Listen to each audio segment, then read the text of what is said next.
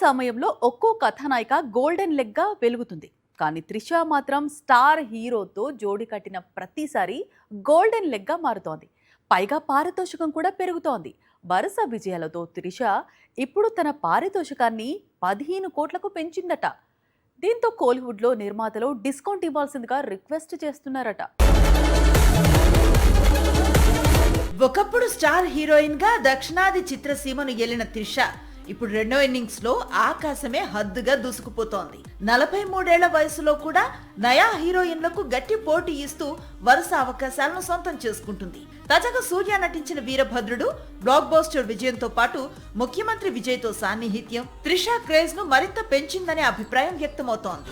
తమిళ సినీ వర్గాల్లో వినిపిస్తున్న సమాచారం ప్రకారం ఓ పాన్ ఇండియా భారీ చిత్రానికి త్రిషను సంప్రదించిన నిర్మాతలకు ఆమె టీం 15 కోట్ల రెమ్యూనరేషన్ చెప్పినట్లుగా టాక్ వినిపిస్తోంది.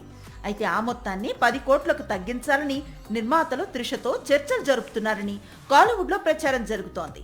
మెగాస్టార్ చిరంజీవి నటిస్తున్న విశ్వాంభర కోసం త్రిష దాదాపు 4 కోట్ల పారితోషికం తీసుకున్నట్లుగా వార్తలొచ్చాయి. సేమ్ హీరోయిన్ ఇప్పుడు 15 కోట్ల స్థాయికి చేరిందంటే కేవలం 2 ఏళ్లలోనే ఆమె మార్కెట్ ఎంత వేగంగా పెరిగిందో అర్థమవుతుంది.